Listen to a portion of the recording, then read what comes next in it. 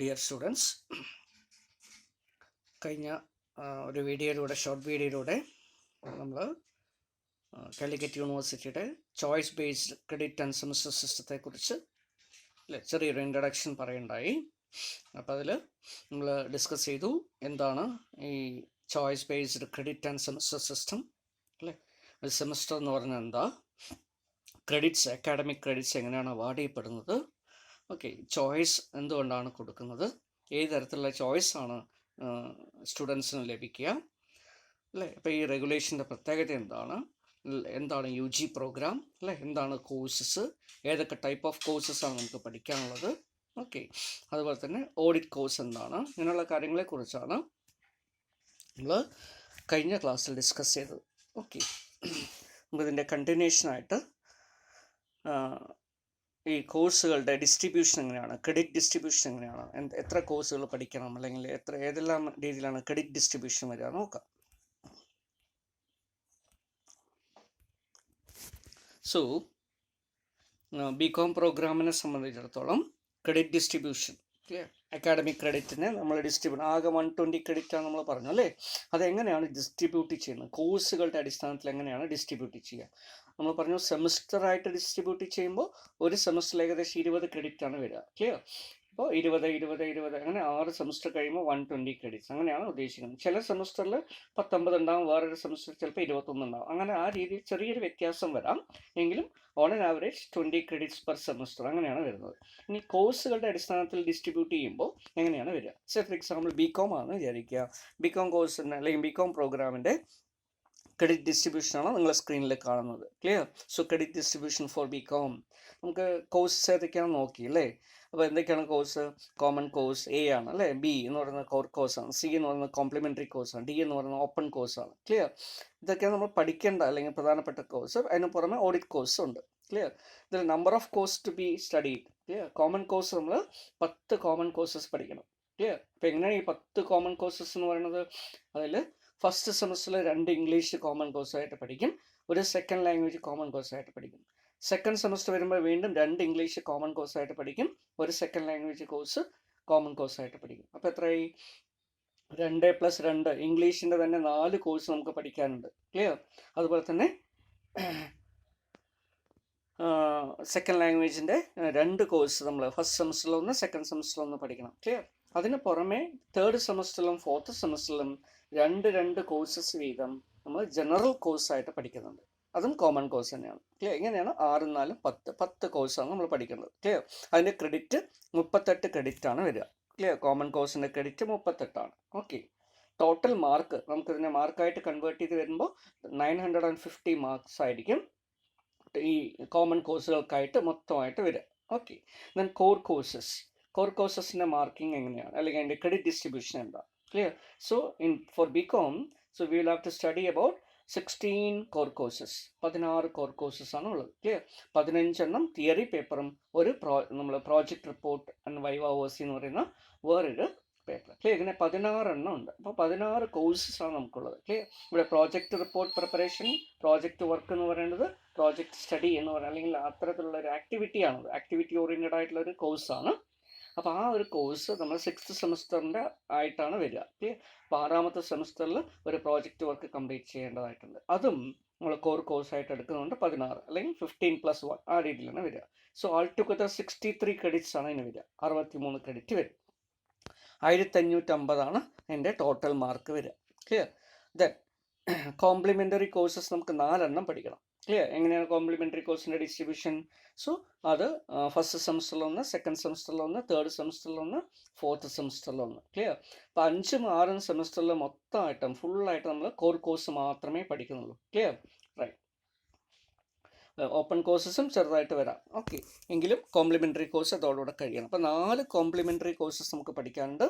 അത് 16 ക്രെഡിറ്റാണ് ടോട്ടൽ വരിക, 400 മാർക്കാണ് അതിൻ്റെ ടോട്ടൽ അസൈൻ ചെയ്തിരിക്കുന്നത്, ഓക്കെ. ഓപ്പൺ കോഴ്സിന് നമുക്ക് 1 കോഴ്സസേ ഉള്ളൂ, 3 ക്രെഡിറ്റാണ്. ഇതിൽ 50 മാർക്കാണ് കാണിച്ചിരിക്കുന്നത്, ഇതിൽ ചെറിയ ചേഞ്ചസ് വരും, ക്ലിയർ. നമ്മുടെ കോഴ്സ് പഴയ റെഗുലേഷൻ അനുസരിച്ച് 50 മാർക്കാണ് ഉള്ളത്, പക്ഷേ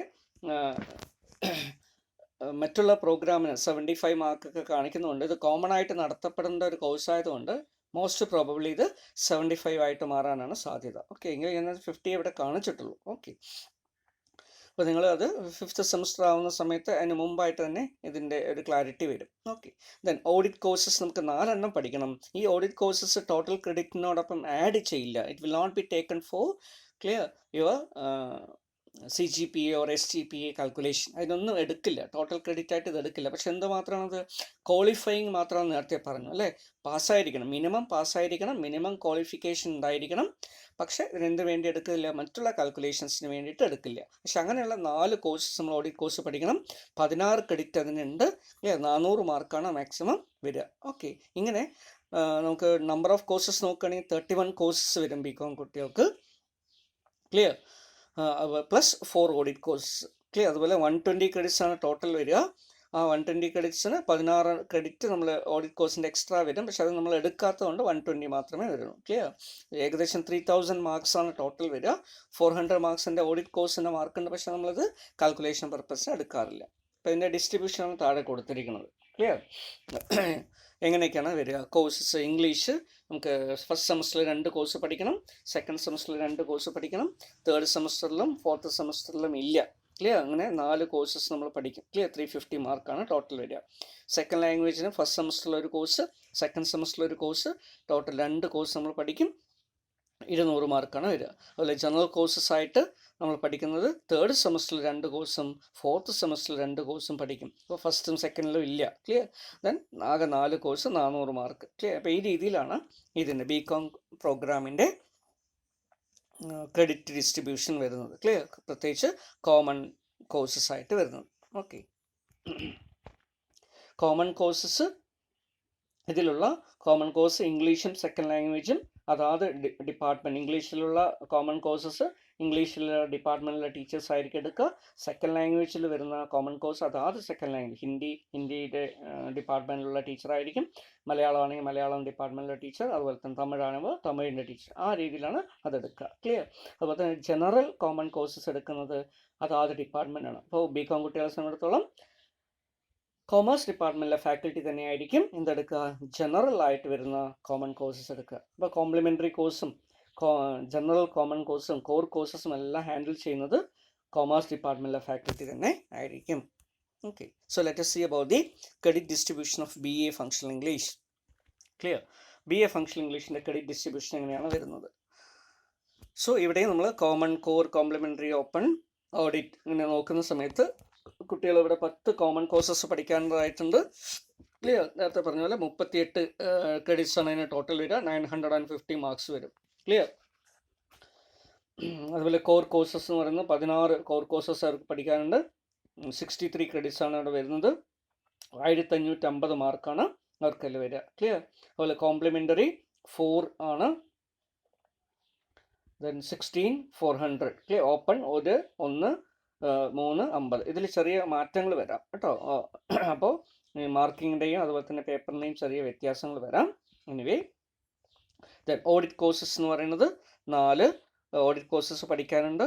16 ക്രെഡിറ്റ്സ് ആയിരിക്കാൻ വരിക. 400 മാർക്സാണ് വരിക. ഇത് നമ്മൾ എക്സ്ട്രാ ക്രെഡിറ്റ്, അല്ലെങ്കിൽ അത് നമ്മൾ വാല്യുവേഷൻ പർപ്പസിന് വേണ്ടി, അല്ലെങ്കിൽ നമ്മൾ CGPA SGPA എന്നുള്ള കാൽക്കുലേഷൻസിന് വേണ്ടി, സെമിസ്റ്ററിൻ്റെയോ അല്ലെങ്കിൽ ടോട്ടൽ പ്രോഗ്രാമിൻ്റെയോ ഗ്രേഡ് പോയിൻ്റൊക്കെ കാൽക്കുലേറ്റ് ചെയ്യുന്നതിന് വേണ്ടിയിട്ട് എടുക്കാറില്ല.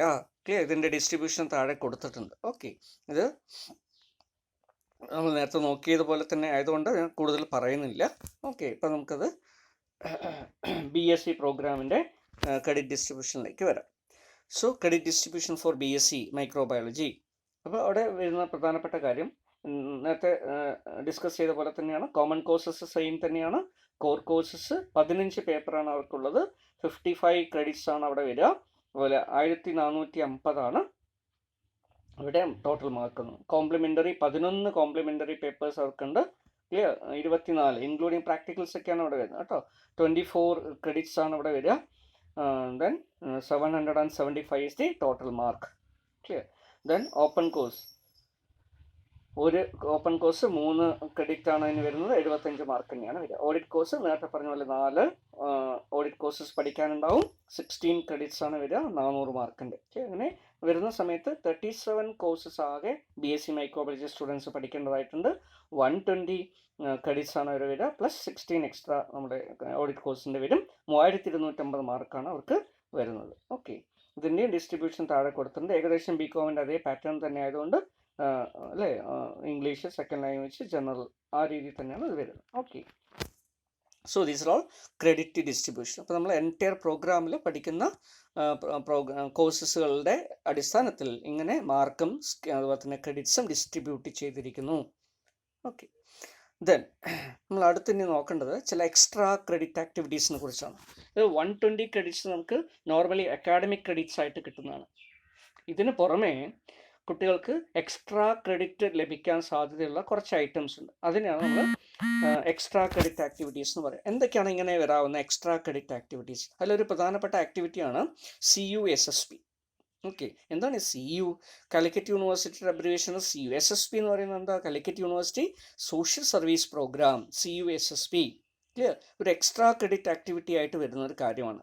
അപ്പോൾ കാലിക്കറ്റ് യൂണിവേഴ്സിറ്റിയുടെ UG റെഗുലേഷൻ അനുസരിച്ച് യൂണിവേഴ്സിറ്റി പറയുന്നു, കുട്ടികൾ ക്ലിയർ, UG അഡ്മിഷൻ എടുത്തിരിക്കുന്ന കുട്ടികൾ minimum 12 days of social service in first 4 semesters. Clear? ആദ്യത്തെ 4 സെമസ്റ്ററുകളിലായിട്ട് ക്ലിയർ 3 ദിവസം വീതം, ഓരോ സെമസ്റ്ററിൽ 3 ദിവസമെങ്കിലും എന്നുള്ള രീതിയിലാണ്. Minimum of 3 days per semester. Clear? എന്ത് ചെയ്യണം? അവർ സോഷ്യൽ സർവീസ് ആക്ടിവിറ്റീസ് ചെയ്യണം. ഇങ്ങനെ വരുന്ന സമയത്ത് 4 into 3, അപ്പോൾ 12 days, minimum 12 days social service activity അവർ ചെയ്തിരിക്കണം എന്നാണ് പറയുന്നത്. ക്ലിയർ?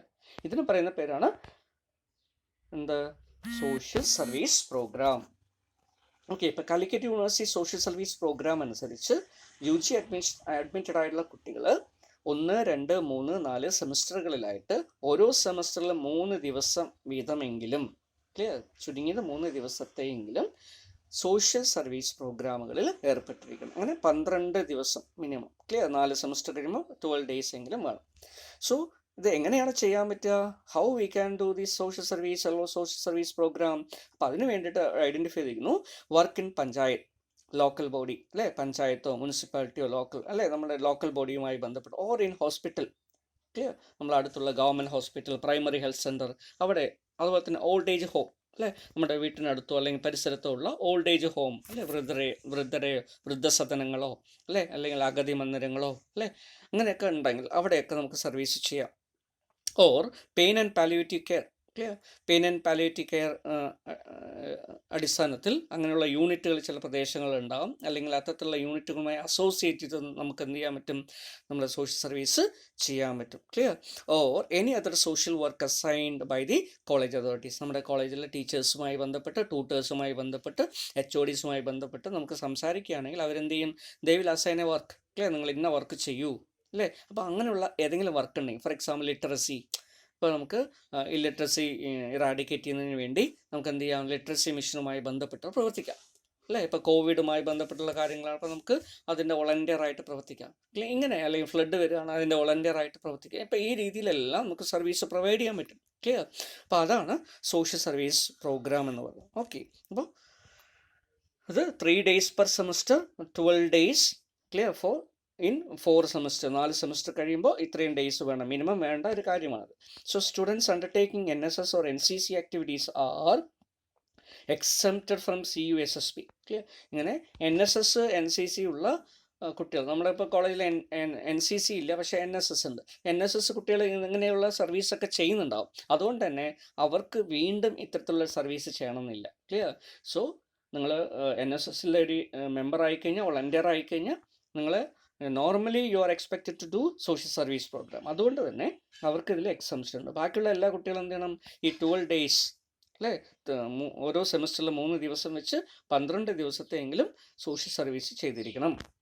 അപ്പോൾ അതിന് റെക്കോർഡുണ്ട്, അത് കീപ്പ് ചെയ്യണം. ഓക്കെ, നമുക്ക് ഡിഗ്രി കിട്ടണമെങ്കിൽ ഇത് ആവശ്യമായിട്ട് വരും. Students engaged in college union activities, sports and cultural activities in zonal level are required to 6 days of CUSSP. ഇനി കുറച്ച് വേറെ ചില കുട്ടികളുണ്ട് അല്ലേ, അവർക്ക് വേറെ ചില എക്സ്ട്രാ വർക്കുകളൊക്കെ ഉണ്ടാവും. Say for example college union activity, college യൂണിയനിലെ ഇലക്ഷനിൽ നിന്നു മത്സരിച്ചു ജയിച്ചു, അതിൻ്റെ പ്രവർത്തനങ്ങളുമായി ബന്ധപ്പെട്ട് പ്രവർത്തിക്കേണ്ടി വരും. അപ്പോൾ അവരൊരു സോഷ്യൽ സർവീസ് പോലെ തന്നെ ചെയ്യുന്നതാണ്. അപ്പോൾ അതുകൊണ്ട് തന്നെ അവർക്ക് ചെറിയൊരു റിഡക്ഷൻ ഉണ്ട്. 12 days എന്ന് പറയുന്നതിനെ പകുതിയാക്കി കുറച്ചിട്ടുണ്ട്. ക്ലിയർ? 6 days. ഓക്കെ, അപ്പോൾ അങ്ങനെ 6 days നമുക്ക് ടോട്ടലി ചെയ്താൽ മതിയാവും അവർ. ഓക്കെ, അതുപോലെ തന്നെ സ്പോർട്സിലുള്ള കുട്ടികൾ, സ്പോർട്സിൽ യൂണിവേഴ്സിറ്റി മത്സരങ്ങളിലൊക്കെ പങ്കെടുക്കുന്ന കുട്ടികൾക്കും സമയം കിട്ടിയെന്ന് വരില്ല. അപ്പോൾ അതുകൊണ്ട് അവർക്കും 6 days മതിയാവും. അതുപോലെ തന്നെ കൾച്ചറൽ ആക്ടിവിറ്റീസിലൊക്കെ പങ്കെടുത്തുകൊണ്ട് അല്ലേ, സോണൽ ലെവലിലൊക്കെ പോവുകയാണെങ്കിൽ, clear, A zone, inter zone എന്നൊക്കെ പറയും. ക്ലിയർ? അപ്പോൾ ഈ രീതിയിൽ നമ്മളിവിടെ നിങ്ങൾ ഏതെങ്കിലും ആർട്ട് ഫെസ്റ്റിവലിന് പങ്കെടുത്ത് കോമ്പറ്റീഷനിൽ വിൻ ചെയ്ത് നിങ്ങൾക്ക് പോകാൻ പറ്റുകയാണെങ്കിൽ അങ്ങനെയുള്ള കുട്ടികൾക്കും ചിലപ്പോൾ ഈ ഇത്തരത്തിലുള്ള സർവീസ് പ്രൊവൈഡ് ചെയ്യാനുള്ള സമയം മതിയായിരുന്നില്ല. അതുകൊണ്ട് അവരുടെയും 6 days ആയിട്ട് കുറച്ചിട്ടുണ്ട്. ഓക്കെ, ഇതാണ് CUSSPയുമായി ബന്ധപ്പെട്ടുള്ള കാര്യം. Then college coordinator and department coordinators for the supervision of CUSSP. Clear? CUSSP ചെയ്യുന്നതിന് വേണ്ടി ഒരു കോളേജ് ലെവലിൽ ഒരു കോർഡിനേറ്റർ ഉണ്ടാവും. അതുപോലെ തന്നെ നിങ്ങളുടെ ഡിപ്പാർട്ട്മെൻറ്റിൽ BCom കുട്ടികളാണെങ്കിൽ കോമേഴ്സ് ഡിപ്പാർട്ട്മെൻറ്റിൽ, BA കുട്ടികളാണെങ്കിൽ ഇംഗ്ലീഷ് ഡിപ്പാർട്ട്മെൻറ്റിൽ, മൈക്രോബയോളജി കുട്ടികളാകുമ്പോൾ അവർക്ക് മൈക്രോബയോളജി ഡിപ്പാർട്ട്മെൻറ്റിൽ ഒരു കോർഡിനേറ്റർ ഉണ്ടാവും CUSSP ഒക്കെ ചെയ്യുന്നതിന് വേണ്ടി. ക്ലിയർ? അപ്പോൾ അത് നിങ്ങളുടെ ഡിപ്പാർട്ട്മെൻറ്റിലെ ടീച്ചേഴ്സ് നിശ്ചയിച്ചിട്ടുണ്ടാവും, HOD നിശ്ചയിച്ചിട്ടുണ്ടാവും ആരായിരിക്കണം അതിൻ്റെ കോർഡിനേറ്റർ. ക്ലിയർ? അപ്പോൾ അവരുമായി ബന്ധപ്പെട്ട് നമുക്ക് ഏത് ആക്ടിവിറ്റി ചെയ്യണം, എങ്ങനെ ചെയ്യണം എന്നൊക്കെ നിശ്ചയിച്ചിട്ട് ചെയ്യാം. ക്ലിയർ? അപ്പോൾ ഈ രീതിയിൽ ഒരു സോഷ്യൽ സർവീസ് പ്രോഗ്രാം ക്ലിയർ നിർബന്ധമായിട്ടും ചെയ്യേണ്ട അല്ലേ, കമ്പൽസറി സോഷ്യൽ സർവീസ് പ്രോഗ്രാം എന്നൊക്കെയാണ് ഇതിനെ നേരത്തെ പറഞ്ഞുകൊണ്ടിരുന്നത്. അപ്പോൾ കമ്പൽസറി എന്നുള്ള വേർഡ് ഒഴിവാക്കിയേ ഉള്ളൂ. But for getting our degree, clear, we are required to complete at least these days clear of social service. ഇത് 12 days ഓഫ് സോഷ്യൽ സർവീസ് ആണ് നമുക്ക് മിനിമം വേണ്ടത്. ക്ലിയർ? കുറച്ച് കുട്ടികൾക്ക് എക്സംഷൻ ഉണ്ട്, NSS കുട്ടികളാണെങ്കിൽ അത് ചെയ്യേണ്ട. അതുപോലെ തന്നെ വേറെ ചില കുട്ടികൾക്ക് അതിന് 6 days ആയിട്ട് മാറും. Okay, then extra credit activities CUSSPയുടെ കണ്ടിന്യൂഷൻ ആയിട്ട് വരുന്നതാണ്. So extra credit activities are mandatory for the program. Clear? ഇത് മാൻഡേറ്ററി ആയിട്ട് എല്ലാ കുട്ടികൾക്കും ഒരു സോഷ്യൽ സർവീസ് ആറ്റിറ്റ്യൂഡ് കൊണ്ടുവരിക എന്നുള്ളതാണ് യൂണിവേഴ്സിറ്റിയുടെ ഉദ്ദേശം അല്ലേ. അപ്പോൾ കുട്ടികളുടെ ഫസ്റ്റ് ഇയർ വരുന്ന കുട്ടികൾ അല്ലെങ്കിൽ ഡിഗ്രി അഡ്മിഷൻ ആയിട്ടുള്ള കുട്ടികളുടെ അടുത്ത് നമ്മൾ പറയാം നിങ്ങൾ സോഷ്യൽ സർവീസ് ചെയ്യൂ എന്നൊക്കെ പറഞ്ഞിട്ട് എന്തിനാണ് പറയണത്? യൂണിവേഴ്സിറ്റി എന്തിനാ അങ്ങനെ നിശ്ചയിക്കുന്നത്? കാരണം നമുക്കറിയാം നമ്മുടെ സമൂഹത്തിൽ അല്ലേ സാമൂഹ്യ സന്നദ്ധത അല്ലെങ്കിൽ സാമൂഹ്യ സേവനത്തിനുള്ള ഒരു സന്നദ്ധത ക്ലിയർ കുറഞ്ഞു വരുന്നൊരു കാലഘട്ടമാണ്. കുട്ടികൾ അങ്ങനെ ഒരു മൂല്യങ്ങളൊക്കെ കുറഞ്ഞു വരുന്ന കാലഘട്ടങ്ങളാണ്. അപ്പോൾ അതുകൊണ്ട് തന്നെ ഒരു സോഷ്യൽ കമ്മിറ്റ്മെൻറ്റ്, സോഷ്യൽ റെസ്പോൺസിബിലിറ്റി അല്ലേ, സോഷ്യൽ വാല്യൂസ്, സോഷ്യൽ സർവീസിനോടുള്ളൊരു ആഭിമുഖ്യം ഇതൊക്കെ വളർത്തുന്നതിന് നമുക്ക് എന്താവശ്യമാണ്? ഏതെങ്കിലും തരത്തിലുള്ളൊരു പ്രോഗ്രാം നമ്മുടെ കരിക്കുലത്തിൽ ആവശ്യമാണ് അല്ലേ.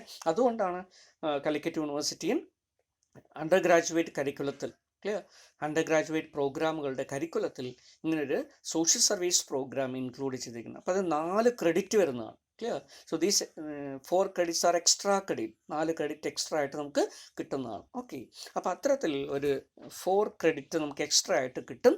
മാൻഡേറ്ററി ആയിട്ട് ഇത് ചെയ്തിരിക്കേണ്ട ഒരു programme. Clear? So extra credits will be award to student who participate activities in NSS, NCC, Swachh Bharat etcetera. Clear? അതുപോലെ തന്നെ ഇങ്ങനെയുള്ള എക്സ്ട്രാ ക്രെഡിറ്റ്സ് 4 ക്രെഡിറ്റ് നമുക്ക് എന്തിലൊക്കെ കിട്ടും? NSSലുള്ള കുട്ടികൾ, NCCയിലുള്ള കുട്ടികൾ. അതുപോലെ തന്നെ നിങ്ങളൊരു പക്ഷേ കേട്ടിട്ടുണ്ടാകും സെൻട്രൽ ഗവൺമെൻറ്റിൻ്റെ ഒരു സ്കീമാണ് അല്ലെങ്കിൽ പ്രൈം മിനിസ്റ്റർ കൊണ്ടുവന്നുള്ളത് അല്ലേ. പ്രൈം മിനിസ്റ്റർ നരേന്ദ്രമോദി കൊണ്ടുവന്നിട്ടുള്ള വിദ്യാർത്ഥികൾക്ക് വേണ്ടി കോളേജിലെയും സ്കൂളുകളിലെയും ഒക്കെ വിദ്യാർത്ഥികൾക്ക് വേണ്ടി അതുപോലെ തന്നെ പൊതുവായിട്ടുള്ള യുവാക്കൾക്ക് വേണ്ടിയും കൊണ്ടുവന്നുള്ളൊരു സ്കീമാണ് സ്വച്ഛ് ഭാരത് ക്ലിയർ മിഷൻ എന്ന് പറയുന്നത് അല്ലേ. സ്വച്ഛ് ഭാരത്. അപ്പോൾ അതിൻ്റെ ഭാഗമായി സമ്മർ ഇൻറ്റേൺഷിപ്പ് പ്രോഗ്രാം ഉണ്ട്, സ്വച്ഛ് ഭാരത് ഇൻറ്റേൺഷിപ്പ് ഉണ്ട്, അല്ലെങ്കിൽ സ്വച്ഛ് ഭാരത് പ്രോഗ്രാംസ് ഉണ്ട്. ക്ലിയർ? ഇത്തരത്തിൽ സ്വച്ഛ് ഭാരത് മിഷനിൽ പങ്കെടുത്ത് ക്ലിയർ അതിൽ രജിസ്റ്റർ ചെയ്ത് ഒരു മിനിമം ലെവൽ ഓഫ് ആക്ടിവിറ്റീസ് ഒക്കെ ചെയ്യണമെന്ന് പറയുന്നുണ്ട്. ക്ലിയർ? അതൊക്കെ കംപ്ലീറ്റ് ചെയ്ത് നിങ്ങൾക്ക് സർട്ടിഫിക്കറ്റും കിട്ടും. ക്ലിയർ? സെൻട്രൽ ഗവൺമെൻറ്റിൻ്റെ സർട്ടിഫിക്കറ്റാണ് കിട്ടുക. അപ്പോൾ അത് നിങ്ങൾ കൈവശം ഉണ്ടെങ്കിൽ നിങ്ങൾക്ക് എന്ത് ചെയ്യാം? ഈ 4 credits കിട്ടും. ക്ലിയർ? അപ്പോൾ NCC, NSS, Swachh Bharat certificate ഇതൊക്കെ ഉണ്ടെങ്കിൽ 4 credits നമുക്ക് ലഭിക്കും. സ്വച്ഛ് ഭാരത് എന്താണെന്ന് നമുക്കറിയാം അല്ലേ, ഞാൻ കൂടുതൽ പറയേണ്ട കാര്യമില്ല അല്ലേ. സമൂഹത്തിൽ ക്ലീൻലിനെസ് ഉറപ്പുവരുത്തുന്നതിന് വേണ്ടി അല്ലേ സ്വച്ഛ് ഭാരത് മിഷൻ്റെ ഭാഗമായിട്ട് കൊണ്ടുവന്നുള്ളൊരു സ്കീമാണ്. ക്ലിയർ? അപ്പോൾ ഗ്രാമങ്ങളും പ്രദേശങ്ങളൊക്കെ ക്ലീൻ ആയിട്ട് കീപ്പ് ചെയ്യുന്നതിന് വേണ്ടി സന്നദ്ധ സേവനം ചെയ്യുക. ക്ലിയർ? അതാണ് ഇതുകൊണ്ട് ഉദ്ദേശിക്കുന്നത്. So those students who could not join in any of the above activities have to undergo Calicut University Social Service Program. Clear? അപ്പോൾ നേരത്തെ പറഞ്ഞിട്ടുള്ള NSSO, NCCO, സ്വച്ഛ് ഭാരത് മിഷനോ ഇതിലൊന്നും ചെയ്യാത്ത പ്രവർത്തിക്കാത്ത കുട്ടികൾക്ക് എന്ത് ചെയ്യണം? So they are suppose to undertake CUSSP. Clear? അപ്പോൾ compulsory social service program undertake ചെയ്ത് 12 ദിവസത്തെയെങ്കിലും മിനിമം ആക്ടിവിറ്റി അവർ ചെയ്തിരിക്കണം. So each credits are not counted for SGP or CGPA calculation. ഇങ്ങനെയുള്ള എക്സ്ട്രാ ക്രെഡിറ്റ് അല്ലേ ഓഡിറ്റ് കോഴ്സിന് പോലെ ഇതിന് എന്തിനു വേണ്ടി എടുക്കില്ല? നമ്മൾ SGPA CGPA കാൽക്കുലേഷന് വേണ്ടി എടുക്കില്ല. But it should be completed. Okay, ഇത് കംപ്ലീറ്റ് ചെയ്തിരിക്കണം. പക്ഷെ ഇത് എന്തിനു വേണ്ടി എടുക്കില്ല? It will not be taken for your SGPA or CGPA calculation. എന്താണ് ഈ SGPA CGPA എന്നൊക്കെ നമ്മൾ പറയണത്? ഇനി നമ്മൾ തുടർന്ന് വരുന്ന ഡിസ്കഷനിൽ അത് പറയും. സെമിസ്റ്റർ ഗ്രേഡ് പോയിന്റ് ആവറേജ് എന്ന് പറയും. ഒരു സെമിസ്റ്ററിൽ നമ്മൾ 5 കോഴ്സ് 6 കോഴ്സൊക്കെ പഠിക്കണ്ടാവും. ഇതെല്ലാം പഠിച്ചു കഴിഞ്ഞാൽ അല്ലേ, അതിൻ്റെ റിസൾട്ടൊക്കെ എടുത്തു കഴിഞ്ഞാൽ നമ്മൾ അതിനെ എന്ത് ചെയ്യുന്നു? ഒരു ഗ്രേഡ് പോയിന്റ് ആവറേജ് ആക്കി മാറ്റുന്നു. ക്ലിയർ? നമുക്കൊരു ഗ്രേഡിംഗ് പാറ്റേൺ ആണ് ഉള്ളത് ഇവിടെ. ഓക്കെ, അപ്പോൾ ആ ഗ്രേഡിംഗ് പാറ്റേൺ അനുസരിച്ച് നമ്മളൊരു ഗ്രേഡ് നിശ്ചയിക്കുന്നതിന് വേണ്ടി ഇതിനെ ആവറേജ് എടുക്കും. അതിനെയാണ് നമ്മൾ എന്ത് പറയുക? Semester grade point average. അപ്പോൾ അതിനനുസരിച്ചിട്ടാണ് നമ്മുടെ ഗ്രേഡ്, സെമിസ്റ്റർ ഗ്രേഡ് വരിക. ക്ലിയർ? അപ്പോൾ അത് തന്നെയാണ് നമ്മൾ എല്ലാ സെമിസ്റ്ററും കംപ്ലീറ്റ് ചെയ്ത് പോകുന്ന സമയത്ത് നമുക്കൊരു CGPA എന്ന് പറയും, cumulative grade point average. Clear? എല്ലാ സെമിസ്റ്ററിനെയും കമ്പൈൻഡ് ഗ്രേഡ് പോയിന്റ് ആവറേജ് അല്ലെങ്കിൽ കുമുലേറ്റീവ് ഗ്രേഡ് പോയിന്റ് ആവറേജ്. അപ്പോൾ ഇത്തരത്തിലുള്ളൊരു ഗ്രേഡ് പോയിന്റ് ആവറേജ് ഒക്കെ കാൽക്കുലേറ്റ് ചെയ്യുന്നതിന് ഇത് എടുക്കാറില്ല. പക്ഷേ ഇത് ക്വാളിഫൈ ചെയ്തിരിക്കണം, മാൻഡേറ്ററി ആണ് എന്നാണ് പറയുന്നത്. Okay, so attendance. നെക്സ്റ്റ് ഒരു പ്രധാനപ്പെട്ട ആക്ടിവിറ്റിയാണ് ക്ലാസ് റൂം പാർട്ടിസിപ്പേഷൻ, CRP എന്ന് പറയും. ക്ലിയർ? ഈ CRP എന്ന് പറഞ്ഞാൽ എന്താ? Class room participation. എന്താ ക്ലാസ് റൂം പാർട്ടിസിപ്പേഷൻ? ഇപ്പോൾ ഓൺലൈൻ ക്ലാസ് ആണെങ്കിൽ ഓൺലൈൻ ക്ലാസ്, ഓഫ്ലൈൻ ക്ലാസ് ആയിട്ട് നമ്മൾ കോളേജുകളിൽ ക്ലാസ് നടക്കുമ്പോൾ റെഗുലർ ക്ലാസ്സിൽ കോളേജുകളിലുള്ള ക്ലാസ്. ക്ലിയർ? ഈ ക്ലാസ് റൂമിൽ നിങ്ങളുടെ പാർട്ടിസിപ്പേഷൻ വെറുതെ അറ്റൻഡ് ചെയ്യല്ല, പിന്നെന്താണ് അവിടെ നിങ്ങൾ എങ്ങനെ പാർട്ടിസിപ്പേറ്റ് ചെയ്യുന്നു, നമ്മുടെ ലേണിംഗ് ആക്ടിവിറ്റിയിൽ എത്രമാത്രം ഇൻവോൾവ് ചെയ്യുന്നു, ക്ലിയർ? എത്രമാത്രം നമ്മൾ സഹകരിച്ചുകൊണ്ട് നമ്മൾ ലേണിംഗ് ചെയ്യുന്നു, ഇതിൻ്റെയൊക്കെ അടിസ്ഥാനത്തിൽ നമ്മൾ നിശ്ചയിക്കുന്ന ഒരു കാര്യമാണ് ക്ലാസ് റൂം പാർട്ടിസിപ്പേഷൻ. അറ്റൻഡൻസ് നമുക്ക് സിംപ്ലി വേണമെങ്കിൽ പറയാം. ക്ലിയർ? ഇപ്പം CRPയെ കുറിച്ച് എന്താണ് നമ്മുടെ റെഗുലേഷൻ പറയുന്നത്? ക്ലിയർ? സോ ഒരു കുട്ടി ഒരു അണ്ടർ ഗ്രാജുവേറ്റ് പ്രോഗ്രാമിന് അഡ്മിഷൻ ആവുകയും, ക്ലിയർ, അഡ്മിഷനായ ശേഷം റെഗുലർ ക്ലാസ്സിൽ വന്നുകൊണ്ടിരിക്കുന്ന ഒരു കുട്ടി 14 വർക്കിംഗ് ഡേയ്സിൽ കണ്ടിന്യൂസ് ആയിട്ട് ആബ്സെൻ്റ് ആവുകയാണെങ്കിൽ, ക്ലിയർ, കോളേജ് അതോറിറ്റീസിനെയോ ഡിപ്പാർട്ട്മെൻറ്റിനെയോ ടീച്ചേഴ്സിനെയോ ഒന്നും ഇൻഫോം ചെയ്യാതെ ഒരു റിലവൻ്റ് ആയിട്ടുള്ള റീസൺ ഇല്ലാതെ കണ്ടിന്യൂസ് ആബ്സെൻ്റ് ആവുകയാണെങ്കിൽ നമ്മൾ റെഗുലേഷൻ പറയാണ് they should be strike off the roll. Clear? അവരെന്ത് ചെയ്യും? റോളിൽ നിന്ന് വെട്ടപ്പെടും. Clear? So a student who continuously absent for 14 days without sufficient reason and proper intimation shall be removed from the role. നിങ്ങളൊക്കെ admit ചെയ്തു അല്ലേ? Admit ചെയ്തുള്ള കുട്ടികളൊക്കെ നമ്മൾ റോള് പ്രിപ്പയർ ചെയ്യും. ക്ലിയർ? അതിനാണ് നമ്മൾ റോള് പ്രിപ്പയർ ചെയ്തിട്ട് നിങ്ങൾക്കൊരു നമ്പറൊക്കെ തരും. പിന്നീട് അന്ന് തരും കേട്ടോ, ഇപ്പോൾ തന്നിട്ടില്ല. ഇപ്പം നിങ്ങൾക്കൊരു അഡ്മിഷൻ നമ്പർ കിട്ടിയിട്ടുണ്ട്. ഇനി നമ്മളൊരു റോളൊക്കെ പ്രിപ്പയർ ചെയ്തിട്ട് ക്ലിയർ ഒരു നമ്പർ തരും. അപ്പോൾ ഈ മേ ബി അഡ്മിഷൻ നമ്പർ നിങ്ങൾക്ക് തൽക്കാലം ഇപ്പം അങ്ങനെ അസ്യൂം ചെയ്താണ്. അപ്പോൾ നമ്മൾ എന്ത് ചെയ്യുന്നു? നിങ്ങൾ 14 ദിവസം വരെ കണ്ടിന്യൂസ് ആയിട്ട് ആബ്സെൻ്റ് ആയി, ഡിപ്പാർട്ട്മെൻറ്റിൽ അറിയിച്ചില്ല, അല്ലെങ്കിൽ ജെന്യൂൻ ആയിട്ടുള്ള റീസൺ ഒന്നും അല്ല എങ്കിൽ എന്ത് ചെയ്യപ്പെടും? You will be strike off from the roll. നമ്മൾ അഡ്മിഷൻ ചെയ്ത ലിസ്റ്റിൽ നിന്ന് നിങ്ങളുടെ പേര് വെട്ടുക എന്നൊക്കെ നിങ്ങൾ കേട്ടിട്ടുണ്ടാവും അല്ലേ? ആ രീതിയിൽ, ക്ലിയർ, ഇത് നിങ്ങൾ റിമൂവ് ചെയ്യപ്പെടും എന്നാണ് പറയുന്നത്. ക്ലിയർ? അപ്പോൾ അതിൻ്റെ അർത്ഥം എന്താണ്? നിങ്ങൾക്ക് അതിൻ്റെ അർത്ഥം നിങ്ങൾ ആബ്സെൻ്റ് ആവരുതെന്നല്ല, നിങ്ങൾക്ക് ജെന്യൂൻ ആയിട്ടുള്ള റീസൺ ഉണ്ടെങ്കിൽ ആബ്സെൻ്റ് ആവാം. ക്ലിയർ? അസുഖം വന്നു, നമുക്ക് റെസ്റ്റ് ആവശ്യമാണ്, ഡോക്ടർ അഡ്വൈസ് ചെയ്തു, നമുക്കത് ചെയ്യാം. ക്ലിയർ? ഇൻറ്റിമേറ്റ് ചെയ്യുക, ടീച്ചേഴ്സിനെ ഇൻറ്റിമേറ്റ് ചെയ്യുക, ഡിപ്പാർട്ട്മെൻറ്റിൽ ഇൻറ്റിമേറ്റ് ചെയ്യുക, ലീവ് എടുക്കുക. ക്ലിയർ? അങ്ങനെ ഡിപ്പാർട്ട്മെൻറ്റിനെയോ ടീച്ചേഴ്സിനെയോ ഇൻറ്റിമേറ്റ് ചെയ്യാതെ ജെന്യൂൻ അല്ലാത്തൊരു കാര്യത്തിന് വേണ്ടി കണ്ടിന്യൂസ് ആയിട്ട് ആബ്സെൻ്റ് ആവുകയാണെങ്കിൽ എൻ്റെ അർത്ഥം എന്താ? നമുക്ക് താല്പര്യമില്ല, കോഴ്സിൽ താല്പര്യമില്ല. നമ്മളൊക്കെ റെഗുലർ കോഴ്സാണ് ചെയ്യണം അല്ലേ? അതുകൊണ്ട് റെഗുലറായിട്ട് കോഴ്സ് ചെയ്യുമ്പോൾ റെഗുലറായിട്ടുള്ള പഠനത്തിൻ്റെ എല്ലാ കാര്യങ്ങളും ശ്രദ്ധിക്കണം. ക്ലിയർ? അപ്പം അതുകൊണ്ട് 14 ദിവസം എന്ന് പറയുമ്പോൾ വർക്കിംഗ് ഡേയ്സ് എന്ന് പറയുമ്പോൾ എന്തായിരിക്കും? 14 വർക്കിംഗ് ഡേയ്സ് പറയുമ്പോൾ 14 ഡേയ്സും ഉണ്ടാവും, കുറേ അല്ലേ, ഏകദേശം പകുതി മാസത്തോളമായി അല്ലേ? അങ്ങനെ കുട്ടികൾ കണ്ടിന്യൂസ് ആയിട്ട് ആബ്സെൻ്റ് ആയിരിക്കുമ്പോൾ അതിൻ്റെ അർത്ഥം തന്നെ എന്താ? So they are not interested to continue the course. അപ്പോൾ ആ രീതിയിലാണ് സ്ട്രൈക്ക് ഓഫ് ചെയ്യുന്നത്. ഓക്കെ, ഇനി minimum 75% attendance is required for writing examination. നമ്മുടെ പരീക്ഷയൊക്കെ വരും അല്ലേ? യൂണിവേഴ്സിറ്റി പരീക്ഷയൊക്കെ നടക്കും. ഇങ്ങനെ യൂണിവേഴ്സിറ്റിയുടെ പരീക്ഷകൾ എഴുതുന്നതിനുമെങ്കിൽ ക്ലിയർ, നമുക്ക് മിനിമം എത്ര ശതമാനം അറ്റൻഡൻസ് വേണം? 75% of attendance is required for writing university examination. 75% attendance ഇല്ലെങ്കിൽ എന്ത് സംഭവിക്കും? യൂണിവേഴ്സിറ്റി പരീക്ഷ എഴുതാൻ പറ്റില്ല. ക്ലിയർ? പിന്നീട് നമ്മൾ ഇതിനെക്കുറിച്ച് ഡിസ്കസ് ചെയ്യാൻ താഴെ വരുന്നുണ്ട്. ക്ലിയർ? അറ്റൻഡൻസ് കൺടൗൺ ചെയ്യാനുള്ള ജെന്യൂൻ ആയിട്ടുള്ള ചില റീസൺ ഉണ്ടെങ്കിൽ, നമ്മൾ അസുഖം വന്നു, കിടപ്പിലായി, നമുക്ക് കോളേജിൽ ക്ലാസ് അറ്റൻഡ് ചെയ്യാൻ പറ്റിയില്ല, അതുകൊണ്ട് അറ്റൻഡൻസിൻ്റെ ഷോർട്ടേജ് വന്നു. ക്ലിയർ? അങ്ങനെയാണെങ്കിൽ നമുക്കതിനെ കൺടൗൺ ചെയ്യാനുള്ള അല്ലേ, കൺടൗൺ ചെയ്യാൻ എന്താണ്?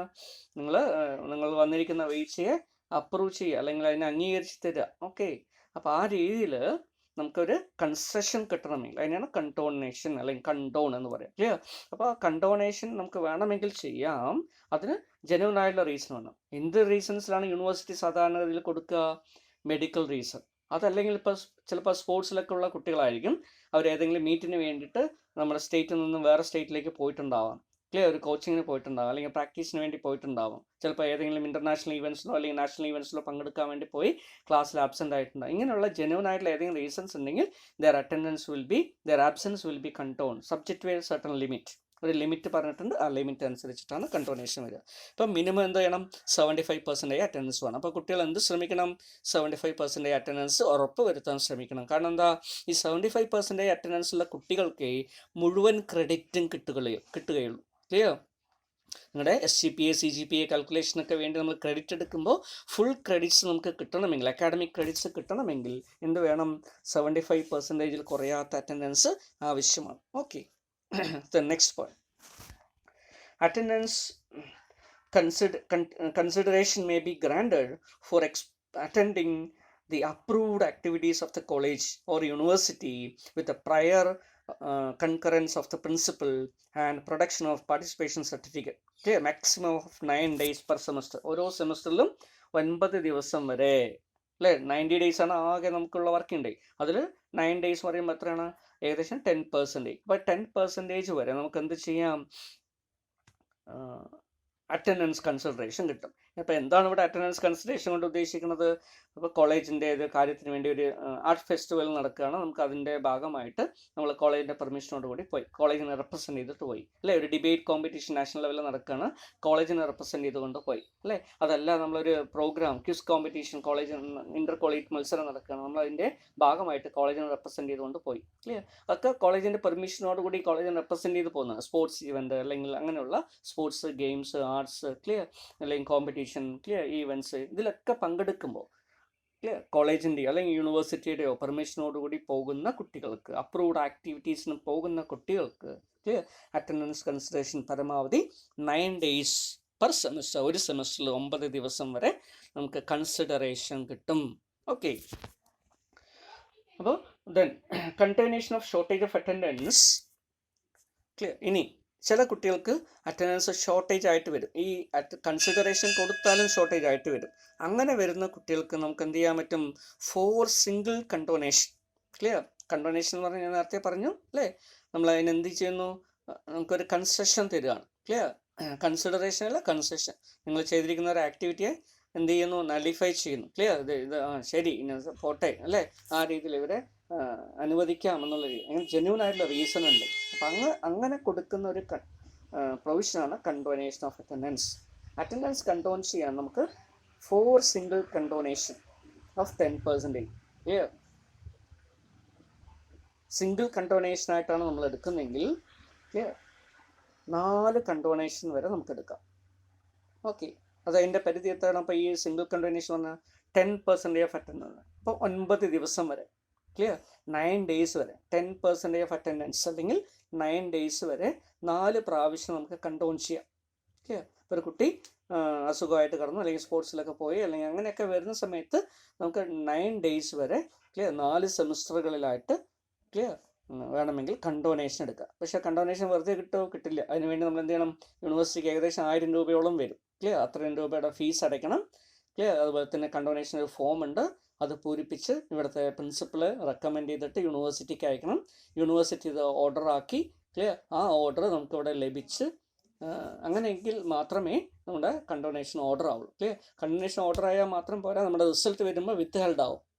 അപ്പോൾ നമ്മൾ ഈ കണ്ടോണേഷൻ ഓർഡറൊക്കെ പരീക്ഷാ ഭവനിൽ സബ്മിറ്റ് ചെയ്ത്, ഓക്കെ, എന്നിട്ട് വേണം ഈ കണ്ടോണേഷൻ വന്നുള്ള കുട്ടികളുടെ റിസൾട്ട് റിലീസ് ചെയ്തെടുക്കാൻ. അപ്പോൾ വളരെയധികം ബുദ്ധിമുട്ടുള്ള ഒരു കാര്യമാണ് ഇത്.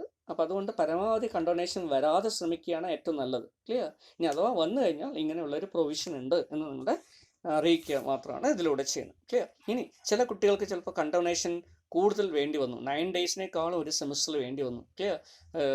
ഡോക്ടറുടെ ഒപ്പീനിയൻ അനുസരിച്ച് കുറേ ദിവസം, ക്ലിയർ, ഒരു 20 ദിവസം വരെ അവർക്ക് എടുക്കേണ്ടി വന്നു, അല്ലെങ്കിൽ 18 ദിവസം വരെ എടുക്കേണ്ടി വന്നു. അപ്പോൾ ഒരു സിംഗിൾ കണ്ടോണേഷൻ മതിയാവോ? പറ്റില്ല. 10 ദിവസം വരെ മതിയാവോ? അല്ലെങ്കിൽ 9 ദിവസം വരെ മതിയാവോ? പറ്റില്ല. അപ്പോൾ എന്ത് ചെയ്യേണ്ടി വരും? ആ സന്ദർഭത്തിൽ എന്ത് ചെയ്യാം? So they can take double condonation. ഒരു പ്രാവശ്യം വേണമെങ്കിൽ 20% അറ്റൻഡൻസ് വരെ കണ്ടോൺ ചെയ്യുക. അതിനെയാണ് ഡബിൾ കണ്ടോണേഷൻ എന്ന് പറയുക. Clear? 20% of attendance or 18 days. Clear? ഒരു സെമിസ്റ്ററിൽ വേണമെങ്കിൽ ഡബിൾ കണ്ടോണേഷൻ, ഏതെങ്കിലും ഒരു സെമിസ്റ്ററിൽ വേണമെങ്കിൽ ഡബിൾ കണ്ടോണേഷൻ ആവാം. ക്ലിയർ?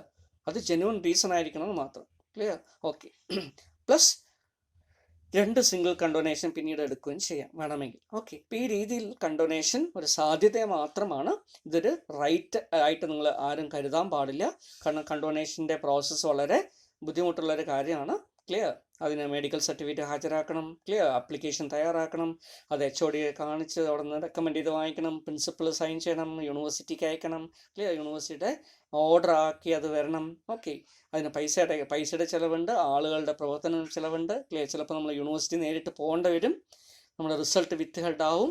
പിന്നീട് റിലീസ് ചെയ്യുമ്പോൾ ഈ ഓർഡറെല്ലാം കൊടുത്തിട്ടാണ് റിലീസ് ചെയ്യിപ്പിക്കാൻ. ഇങ്ങനെ ഒട്ടനവധി പ്രോസസ്സ് ഉള്ളതുകൊണ്ട് പരമാവധി കണ്ടോണേഷൻ വരാത്ത രീതിയിൽ അറ്റൻഡ് ചെയ്യുക എന്നുള്ളതാണ് നമുക്ക് ഏറ്റവും നല്ല കാര്യം. ക്ലിയർ?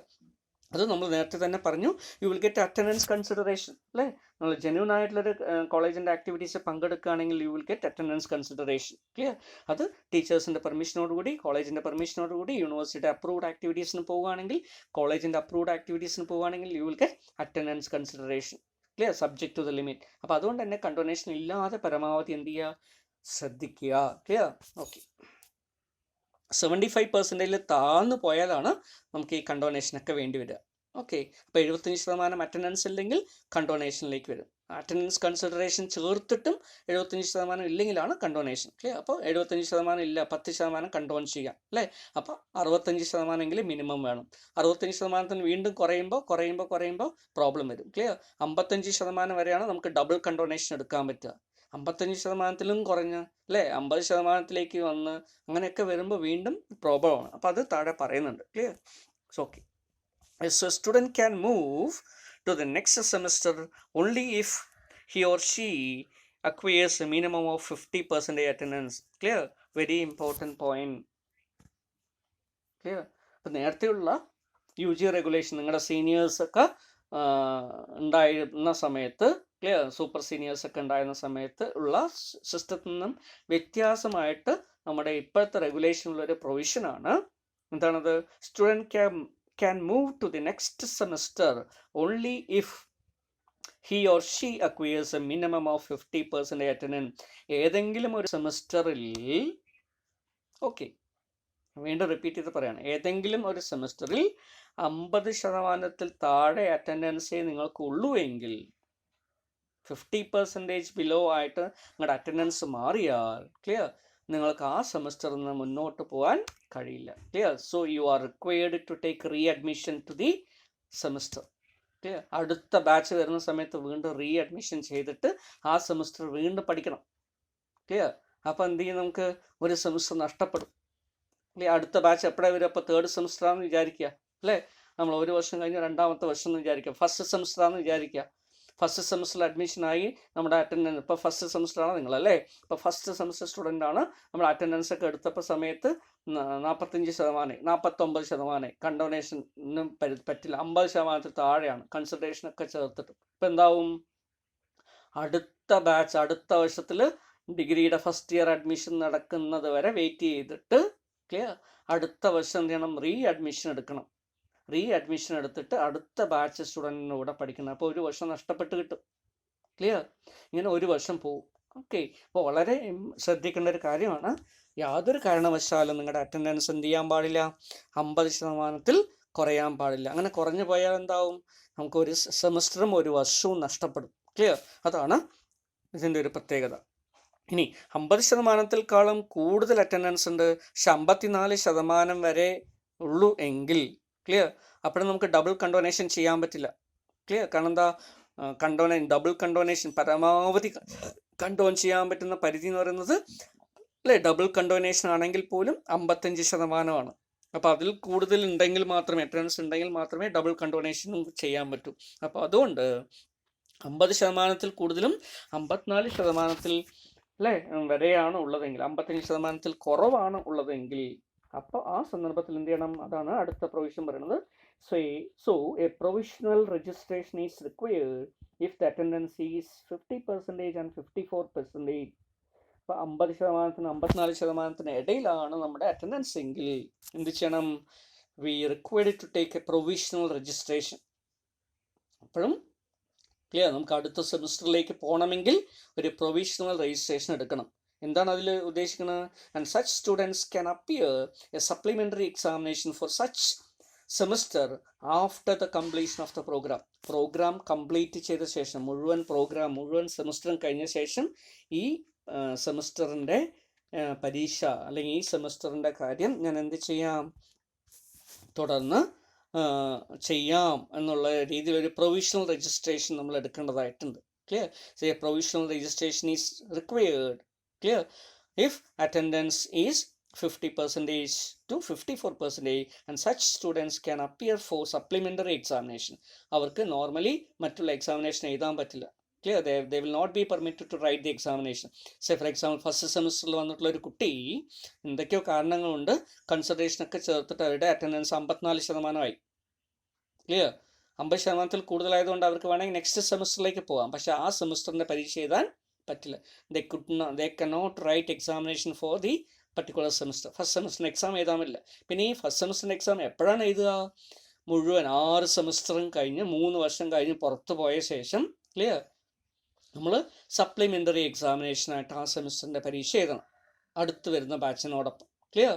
അതിനുശേഷം വരുന്ന ബാച്ചിനോടൊപ്പം.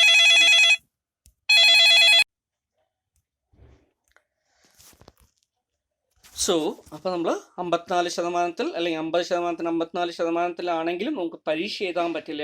കാരണം പരീക്ഷ എഴുതാനുള്ള ലിമിറ്റിനേക്കാളും കുറഞ്ഞു വന്നുകൊണ്ട് നമുക്ക് ആ സെമിസ്റ്ററിൻ്റെ പരീക്ഷ എഴുതാൻ പറ്റില്ല. മാത്രമല്ല അത് ഈ പരീക്ഷ എപ്പോഴാണ് നമുക്ക് കംപ്ലീറ്റ് ചെയ്യാൻ പറ്റുക? നമ്മുടെ കോഴ്സ് എല്ലാം, നമ്മുടെ പ്രോഗ്രാം എല്ലാം കഴിഞ്ഞ ശേഷം നമുക്ക് സപ്ലിമെൻ്ററി എക്സാം ആയിട്ട് എഴുതേണ്ടി വരും. മാത്രമല്ല അതിൻ്റെ രജിസ്ട്രേഷൻ ഒരു നിശ്ചിത എമൗണ്ട് പൈസയൊക്കെ അടച്ച് പ്രൊവിഷണൽ രജിസ്ട്രേഷൻ ഇപ്പം തന്നെ ചെയ്തേണ്ടി വരും. ക്ലിയർ? അപ്പോൾ ആ രീതിയിൽ നമ്മൾ വളരെ സ്ട്രിക്റ്റ് ആയിട്ടാണ് വരുന്നത്. അപ്പം അതുകൊണ്ട് പരമാവധി അറ്റൻഡൻസിൻ്റെ ശതമാനം എന്ത് ചെയ്യാൻ പാടില്ല? 55% താഴെ ആവാതെ തന്നെ ശ്രദ്ധിക്കണം. ഇനി അഥവാ ഏതെങ്കിലും കേസിൽ അങ്ങനെ വേണ്ടി വന്നാൽ, ക്ലിയർ, ഏറ്റവും ബെസ്റ്റ് ഓപ്ഷൻ എന്താ?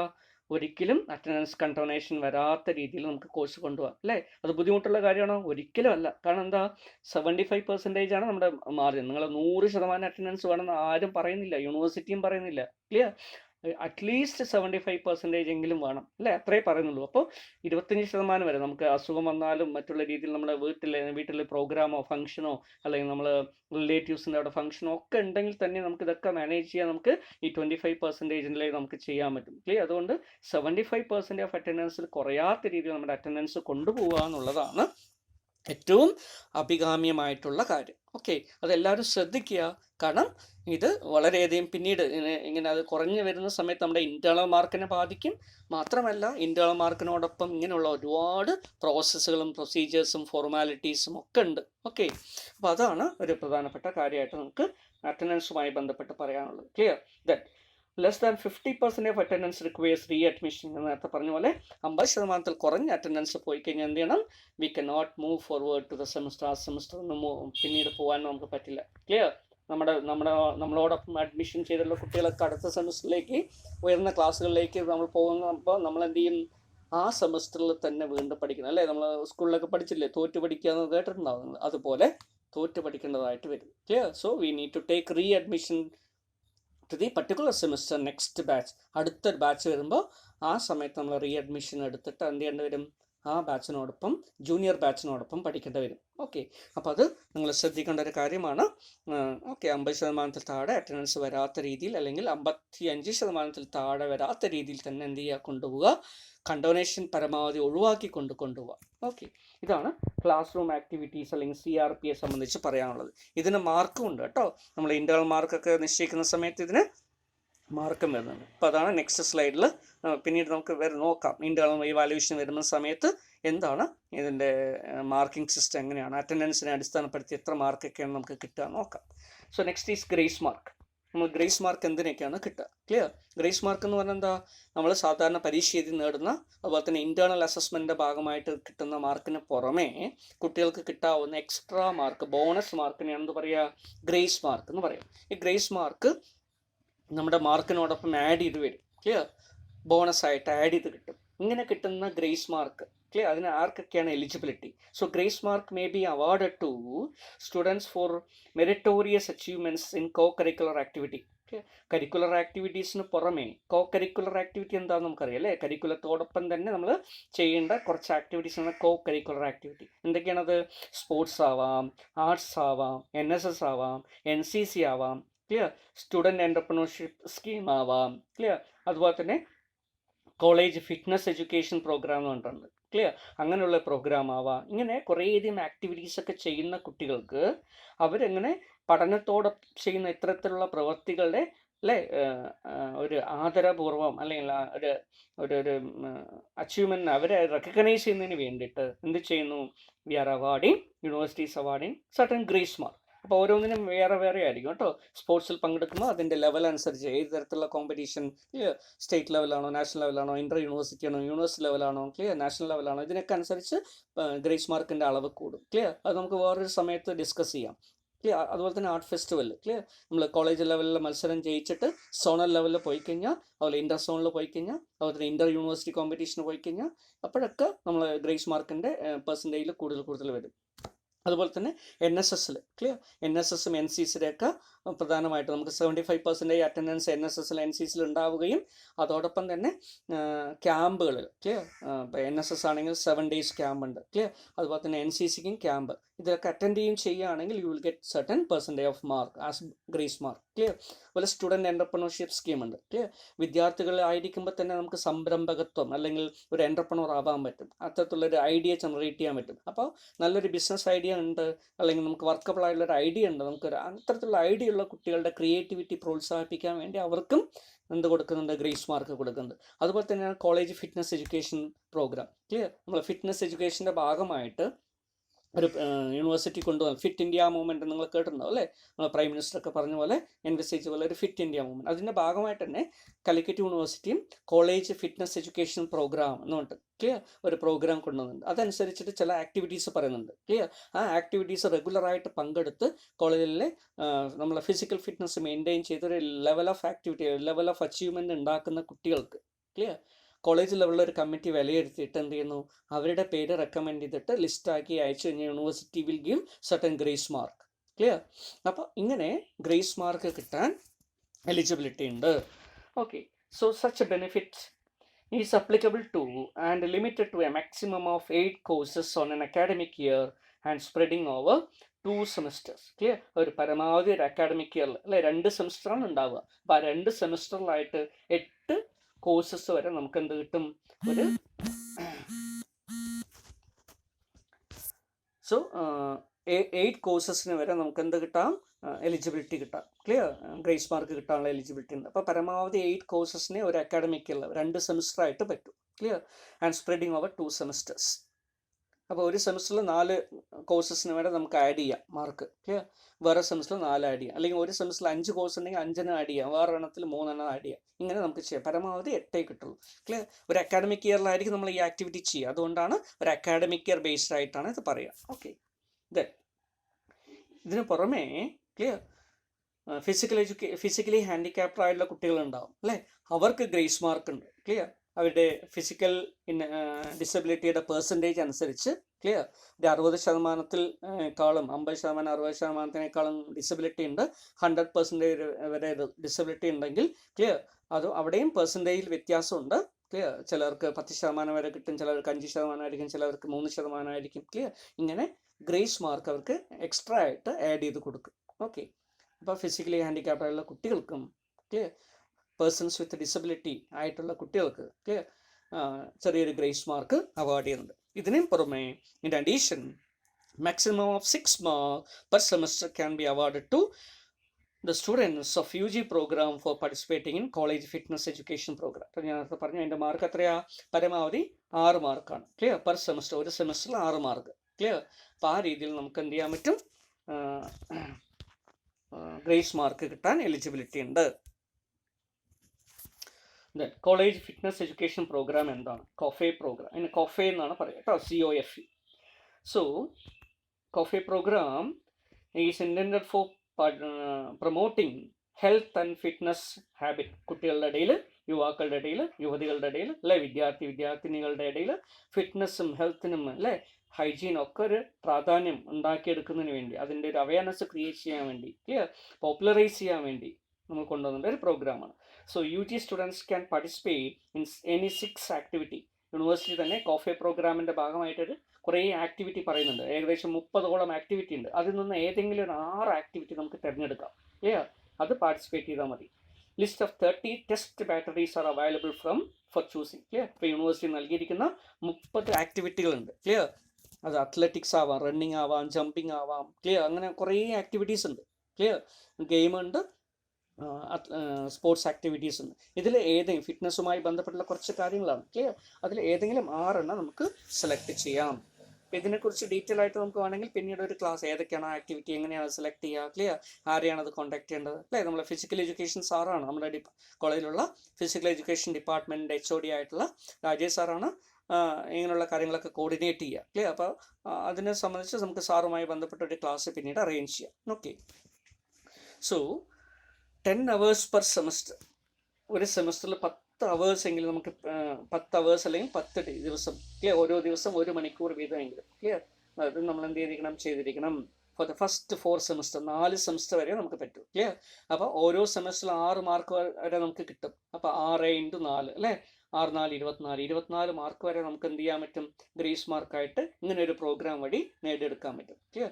6 mark per semester will be given as grace mark. Clear? 4 semester വരെ കിട്ടും. ക്ലിയർ? Requires 80% of attendance. പിന്നെ എന്ത് ചെയ്യണം? ഈ ആക്ടിവിറ്റി റെഗുലറായിട്ട് ചെയ്യേണ്ട ഒരു ആക്ടിവിറ്റിയാണ്, അല്ലേ? ഒരു ദിവസം ഫിറ്റ്നസ് ആക്ടിവിറ്റി ചെയ്തു പിന്നീട് പോയി, അങ്ങനെ പറ്റുമോ? പറ്റില്ല. ക്ലിയർ? റെഗുലറായിട്ട് ചെയ്യണം. ക്ലിയർ? അപ്പോൾ നമ്മുടെ ഫിസിക്കൽ എഡ്യൂക്കേഷൻ്റെ കോച്ച് അല്ലെങ്കിൽ അവർ നിർദ്ദേശിക്കുന്ന ദിവസങ്ങളിൽ ക്ലിയർ റെഗുലറായിട്ട് ഇത്തരത്തിലുള്ള ഫിറ്റ്നസ് എഡ്യൂക്കേഷൻ, ഫിറ്റ്നസ് ആക്ടിവിറ്റീസ് ഒക്കെ ചെയ്യുന്ന കുട്ടികൾക്കാണ് കിട്ടുക. മിനിമം 80% ഓഫ് അറ്റൻഡൻസ് ഇതിൽ ആവശ്യമാണ്. Okay. Then physical fitness test will be evaluated by 5-member committee. നമ്മുടെ കോളേജ് ലെവലിൽ ഫിസിക്കൽ എഡ്യൂക്കേഷൻ HOD കൺവീനർ ആയിട്ടുള്ള ഒരു കമ്മിറ്റി ഫോം ചെയ്ത് അതിൽ 5 പേര് ടീച്ചേഴ്സ് ഉണ്ടാവും. ക്ലിയർ? അവർ ഇവാലുവേറ്റ് ചെയ്യുന്ന, അല്ലേ, ചില ഒരു ടെസ്റ്റ്. ക്ലിയർ? നമ്മളെ ഫിസിക്കൽ ഫിറ്റ്നസ് നിങ്ങൾക്ക് എത്ര അച്ചീവ്മെൻറ്റ് ഉണ്ടായിട്ടുള്ള അവർ ഇവാലുവേറ്റ് ചെയ്യും. അതിൻ്റെ അടിസ്ഥാനത്തിൽ ക്വാളിഫൈ ചെയ്യുന്ന കുട്ടികൾക്കാണ് ഗ്രേസ് മാർക്ക് കിട്ടുക. ക്ലിയർ? അപ്പോൾ സ്പോർട്സിൽ അല്ലെങ്കിൽ ഹെൽത്തിൽ, ഫിറ്റ്നസ്, അല്ലേ, എല്ലാവരുടെയും ആവശ്യമാണ്. ഹെൽത്ത് ഈസ് വെൽത്ത് എന്ന് പറയുന്ന പോലെ. ക്ലിയർ? അതുകൊണ്ട് അത്തരത്തിലുള്ള ആക്ടിവിറ്റീസ് ചെയ്യുന്ന കുട്ടികൾക്കും ഗ്രേസ് മാർക്ക് ഉണ്ട് എന്നാണ് ഞാൻ ഇവിടെ സൂചിപ്പിക്കാൻ ആഗ്രഹിക്കുന്നത്. Clear? So next is related to improvement courses. Clear? നമുക്ക് എങ്ങനെയാണ് ഇംപ്രൂവ്മെൻറ്റ് ചെയ്യാൻ പറ്റുക? ഓക്കെ. എന്താണ് ഇംപ്രൂവ്മെൻറ്റ് കോഴ്സ് എന്ന് പറഞ്ഞാൽ? നമുക്കറിയാം, നമ്മളൊരു സാധാരണ റെഗുലർ കോഴ്സ് ചെയ്തു, അല്ലേ, റെഗുലറായിട്ട് നമ്മൾ ഒരു സെമസ്റ്ററിൽ പഠിച്ചു, 5 കോഴ്സ് പഠിച്ചു, അതിൽ പരീക്ഷ എഴുതി, മാർക്ക് കിട്ടി. പക്ഷെ നമുക്ക് ആ മാർക്ക് കുറഞ്ഞു പോയി എന്നൊരു തോന്നൽ. ക്ലിയർ? അല്ലെങ്കിൽ നമുക്ക് ആ പരീക്ഷ എഴുതുന്ന സമയത്ത് നേരെ എഴുതാൻ പറ്റില്ല, നന്നായിട്ട് എഴുതണം എന്ന് തോന്നുന്നു. അങ്ങനെയൊക്കെ ആണെങ്കിൽ നമ്മൾ അതിനെ പറയുന്ന പേരാണ് ഇംപ്രൂവ്മെൻറ്റ് കോഴ്സ്. അപ്പോൾ ഒരു കോഴ്സ് എഴുതുകയും അത് പാസ്സാവുകയും ചെയ്താൽ, ക്ലിയർ, ആ പാസ്സായിട്ടുള്ള ഒരു കോഴ്സിനെ നമുക്ക് എന്ത് ചെയ്യാൻ പറ്റും? ഇംപ്രൂവ് ചെയ്യാൻ പറ്റും. ക്ലിയർ? അങ്ങനെ ഇംപ്രൂവ് ചെയ്യുന്ന കോഴ്സുകൾ നമുക്ക് ഇംപ്രൂവ്മെൻറ്റ് കോഴ്സസ് എന്ന് പറയാം. So improvement for a particular semester can be done only once and can be availed in a succeeding year. Clear? അപ്പോൾ നമുക്ക് എന്ത് ചെയ്യാൻ പറ്റും? Improvement of a particular semester can be done only once. ഒരു പ്രാവശ്യമേ ഒരു സെമസ്റ്ററിൽ ഇംപ്രൂവ് ചെയ്യാൻ പറ്റും. ക്ലിയർ? അപ്പോൾ ഫസ്റ്റ് സെമസ്റ്റർ നിങ്ങൾ ചെയ്യണത്, നിങ്ങൾ പരീക്ഷ എഴുതി, ഇനി അടുത്ത ഒരു ഫസ്റ്റ് സെമസ്റ്ററിൽ വരുന്ന സമയത്ത് നിങ്ങൾക്ക് ഒരു പ്രാവശ്യം ഈ ഫസ്റ്റ് സെമസ്റ്ററിന് എന്ത് ചെയ്യാം? ഇംപ്രൂവ്മെൻറ്റ് ചെയ്യാം. ക്ലിയർ? അപ്പോൾ ഒരു സെമസ്റ്ററിന് ഒരു പ്രാവശ്യമേ ഇംപ്രൂവ്മെൻറ്റ് ചെയ്യാൻ പറ്റും. Clear? And can be availed in succeeding year. Clear? അതാണ് സക്സീഡിങ് എന്ന് പറയുന്നത്. എന്താ? നമ്മളിപ്പോൾ ഫസ്റ്റ് സെമസ്റ്ററാണ്, അടുത്ത വർഷത്തെ ഫസ്റ്റ് സെമസ്റ്റർ വരുമ്പോൾ അവരുടെ പരീക്ഷയ്ക്കോടൊപ്പമാണ് നമ്മൾ എന്ത് ചെയ്യുക? ഇംപ്രൂവ്മെൻറ്റ് പരീക്ഷ ചെയ്യുക. ക്ലിയർ? അതാണ് സക്സീഡിങ് ഇയറിലാണ് നമ്മൾ ഇത് ചെയ്യുക. Then A student can improve A maximum of എത്ര കോഴ്സ് നമുക്ക് ഒരു പ്രാവശ്യം ഇമ്പ്രൂവ് ചെയ്യാൻ പറ്റും? ഒരു സെമസ്റ്ററിൽ ഏതെങ്കിലും 2 കോഴ്സ് മാത്രമേ നമുക്ക് ഇമ്പ്രൂവ് ചെയ്യാൻ പറ്റൂ. നമ്മൾ 5 കോഴ്സ് നമ്മൾ എഴുതിയിട്ടുണ്ടാവും പരീക്ഷ, 5ഉം പാസ്സായിട്ടുണ്ടാവും. പക്ഷേ അല്ലേ, എത്രയും നമുക്ക് ഇമ്പ്രൂവ് ചെയ്യാൻ പറ്റും? എല്ലാ കോഴ്സും ഇമ്പ്രൂവ് ചെയ്യാൻ പറ്റില്ല. മാക്സിമം ഓഫ് 2 കോഴ്സ്, 2 കോഴ്സ് മാത്രമേ നമുക്ക് ഏതെങ്കിലും 2 കോഴ്സ് ഇമ്പ്രൂവ് ചെയ്യാം. ഓക്കെ, ഒരു സെമസ്റ്ററിൽ 2 കോഴ്സാണ് ഇമ്പ്രൂവ്മെൻറ്റിന് പറ്റുക. Then internal marks already obtained will be carried forward to determine the new grades or marks in the improved examination. അപ്പോൾ ഒരു കോഴ്സ് ഇമ്പ്രൂവ്മെൻറ്റ് ചെയ്യുന്ന സമയത്ത് നമുക്ക് നേരത്തെ നമ്മൾ ആദ്യം കോഴ്സ് ചെയ്തപ്പോൾ നമുക്ക് ഇൻറ്റേർണൽ മാർക്ക് കിട്ടിയിട്ടുണ്ടാവും. അപ്പോൾ ഇൻറ്റേർണൽ മാർക്ക് വീണ്ടും ഇമ്പ്രൂവ് ചെയ്യാൻ പറ്റുമോ? ഇൻറ്റേർണൽ മാർക്ക് വീണ്ടും ഇമ്പ്രൂവ് ചെയ്യാൻ പറ്റില്ല. അപ്പോൾ എന്ത് ചെയ്യും? നേരത്തെ കിട്ടിയിരിക്കുന്ന ഇൻറ്റേർണൽ മാർക്ക് ഇപ്പം കിട്ടിയിരിക്കുന്ന എക്സ്റ്റേണൽ മാർക്കിൻ്റെ ഇമ്പ്രൂവ്മെൻറ്റിനോടൊപ്പം എന്ത് ചെയ്യും? കൂട്ടും, എന്നിട്ട് നമ്മൾ എടുക്കും. ക്ലിയർ? അപ്പോൾ എക്സ്റ്റേണൽ യൂണിവേഴ്സിറ്റി പരീക്ഷ നടത്തുന്ന മാർക്ക് മാത്രമേ നമുക്ക് ഇമ്പ്രൂവ് ചെയ്യാൻ പറ്റൂ. ഇൻറ്റേർണലിൻ്റെ നമുക്ക് ഇമ്പ്രൂവ്മെൻറ്റ് ഇല്ല. ക്ലിയർ? പക്ഷെ അതിന് അതാത് സെമസ്റ്ററിൽ തന്നെ നമുക്ക് വേണമെങ്കിൽ ശ്രമിക്കാം. ക്ലിയർ? മാർക്ക് കുറഞ്ഞു പോയി കഴിഞ്ഞാൽ അതിനുള്ള മെഷർ ഉണ്ട്. ക്ലിയർ? നമുക്ക് വേണമെങ്കിൽ എന്ത് ചെയ്യാം? റിഡ്രസൽ മെഷേഴ്സ് ഒക്കെ എടുത്ത് കൺസേൺ കോഴ്സ് ടീച്ചറുമായി ബന്ധപ്പെട്ട് അല്ലെങ്കിൽ HOD ബന്ധപ്പെട്ട് നമുക്ക് വീണ്ടും എന്ത് ചെയ്യാൻ പറ്റും? അതിനെ ബെറ്റർമെൻറ്റ് ചെയ്യാൻ പറ്റും. ക്ലിയർ? ആ സെമിസ്റ്റർ കഴിയുന്നതിന് മുമ്പായിട്ട് തന്നെ ഇൻറ്റേർണൽ പബ്ലിഷ് ചെയ്ത ഉടനെ തന്നെ ഒരു നിശ്ചിത ദിവസത്തിനുള്ളിൽ നമുക്കത് റെക്ടിഫൈ ചെയ്യാം. Clear? So if the candidates fails to appear for improvement examination after registration, or if there is no change in the result of the improvement examination, the mark or grade obtained in the first appearance will be retaken. ഇനി ഇമ്പ്രൂവ്മെൻറ്റിന് apply ചെയ്തു, register ചെയ്തു, പക്ഷേ പരീക്ഷ വന്നപ്പോൾ എഴുതാൻ പറ്റിയില്ല. അത് വെച്ച് നമ്മൾ ഫെയിൽ ആവുമോ? ഇല്ല. ക്ലിയർ? പഴയ മാർക്ക് തന്നെ എടുക്കും. ഇനി നമ്മൾ ഇമ്പ്രൂവ്മെൻറ്റ് എക്സാമിനേഷൻ എഴുതി, പക്ഷേ നേരത്തെ കിട്ടിയിരിക്കുന്ന മാർക്കിനേക്കാളും കുറഞ്ഞു പോയി, അപ്പോഴെന്തെടുക്കും? നേരത്തെ കിട്ടിയ കൂടുതലുള്ള മാർക്ക് തന്നെ എടുക്കുള്ളൂ. ക്ലിയർ? ഇനി ക്ലിയർ? അപ്പോൾ മനസ്സിലായിട്ടുണ്ടാവും നിങ്ങൾക്ക് കാര്യം അല്ലേ? അപ്പോൾ ഇമ്പ്രൂവ്മെൻറ്റ് എക്സാമിനേഷൻ്റെ പ്രത്യേകത എന്താ? നമ്മൾ എഴുതിയാലും അല്ലേ, ഇമ്പ്രൂവ്മെൻറ്റ് എഴുതി, പക്ഷേ മാർക്ക് കുറഞ്ഞു പോയാലും പഴയ മാർക്ക് തന്നെ എടുക്കുള്ളൂ. ക്ലിയർ? എഴുതാൻ പറ്റിയില്ലെങ്കിലും പഴയ മാർക്ക് തന്നെ എടുക്കും. ക്ലിയർ? ഇതാണ് പ്രത്യേകത. Improvement and supplementary examination cannot be done simultaneously. ഇനി 4-5 കോഴ്സുള്ളൊരു സബ്ജക്റ്റാണ്, ഒരു സെമിസ്റ്ററാണ് അല്ലേ? നമുക്ക് ഫസ്റ്റ് സെമിസ്റ്ററിൽ 5 കോഴ്സസ് പഠിക്കാനുണ്ട്. ക്ലിയർ? നമ്മൾ ഒരു കോഴ്സിൽ നമ്മൾ തോറ്റു, പാസ്സായില്ല, ബാക്കി 4 കോഴ്സസും ജയിച്ചു. നമുക്ക് ഇമ്പ്രൂവ്മെൻറ്റ് ചെയ്യാൻ പറ്റുമോ? പറ്റില്ല. എന്താ കാരണം? ഇവിടെ നമ്മൾ ഫെയിൽ ആയിരിക്കണം. അപ്പോൾ എന്ത് ചെയ്യണം? ഫെയിൽ ആയിട്ടുള്ള സബ്ജക്റ്റ് അല്ലെങ്കിൽ ഫെയിൽ ആയിട്ടുള്ള കോഴ്സ് നമ്മൾ ആദ്യം സപ്ലിമെൻ്ററി എന്നാണ് അതിനെ പറയുക. അതിനെ സപ്ലിമെൻ്ററി എക്സാമിനേഷൻ എന്നാണ് പറയുക. അപ്പോൾ ആദ്യം സപ്ലിമെൻ്ററി എക്സാമിനേഷൻ എഴുതി ആ സെമിസ്റ്റർ പാസ്സാവണം. ക്ലിയർ? എന്നിട്ട് പിന്നീടേ നമുക്ക് ഇമ്പ്രൂവ്മെൻറ്റ് ചെയ്യാൻ പറ്റും. ഇമ്പ്രൂവ്മെൻറ്റും സപ്ലിമെൻ്ററിയും സൈമൾട്ടേനിയസ് ആയിട്ട് ചെയ്യാൻ പറ്റില്ല. Clear? First of all we need to clear the supplementary failed course. Clear? അത് പാസ്സായ ശേഷം പിന്നീടേ നമുക്ക് എന്ത് ചെയ്യാൻ പറ്റൂ? ഇമ്പ്രൂവ്മെൻറ്റിനുള്ള സാധ്യത വരില്ല. രണ്ടും കൂടെ ഒന്നിച്ച് വരില്ല. ഓക്കെ, ഇതാണ് അടുത്ത പ്രധാനപ്പെട്ട കാര്യം.